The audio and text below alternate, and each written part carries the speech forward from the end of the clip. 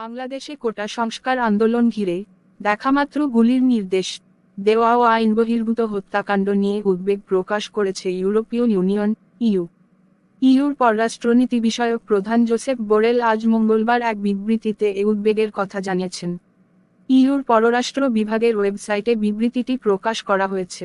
এতে বলা হয়েছে, ২৭শে জুলাই শনিবার লাওসে দক্ষিণ পূর্ব এশিয়ার দেশগুলোর জোটের আসিয়ান আঞ্চলিক ফোরামের মন্ত্রী পর্যায়ের বৈঠকের ফাঁকে বাংলাদেশের প্রতিনিধি সাবেক পররাষ্ট্রমন্ত্রী একে আব্দুল মোমেনের কাছে এ উদ্বেগ প্রকাশ করেন তিনি। জোসেফ বোরেল বলেন, আমি বাংলাদেশের প্রতিনিধি ও সাবেক পররাষ্ট্রমন্ত্রী একে আব্দুল মোমেনের কাছে সেখানে সাম্প্রতিক দিনগুলোয় কর্তৃপক্ষের দেখামাত্র গুলির নির্দেশ ও আইন বহির্ভূত হত্যাকাণ্ড সংঘটন নিয়ে গভীর উদ্বেগ জানিয়েছি। ইইউর পররাষ্ট্রনীতি বিষয়ক প্রধান আরও বলেন, এছাড়া আইনশৃঙ্খলা রক্ষাকারী বাহিনীর দ্বারা সংঘটিত হত্যাকাণ্ড, সহিংসতা, নির্যাতন, গণগ্রেপ্তার ও সম্পদের যে ক্ষয়ক্ষতি হয়েছে তা নিয়েও আমি গভীরভাবে উদ্বিগ্ন। অবশ্যই এসব কর্মকাণ্ডের পুঙ্খানুপুঙ্খ তদন্ত ও দায়ী ব্যক্তিদের বিচারের আওতায় আনতে হবে।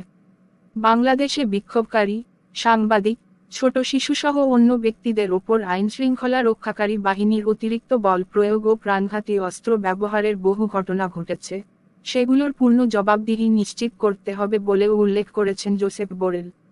তিনি আরও বলেন, বাংলাদেশে হাজারো মানুষকে গ্রেপ্তার করা হয়েছে, তারা যেন যথাযথ আইনি সুবিধা পান তাও নিশ্চিত করতে হবে।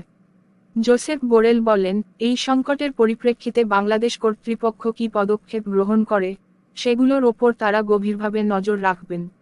ইউরোপীয় ইউনিয়ন বাংলাদেশ সম্পর্কের মূলনীতিগুলো বিবেচনায় রেখে তারা আশা করছেন, বাংলাদেশে সব ধরনের মানবাধিকারের প্রতি পূর্ণ সম্মান জানানো হবে।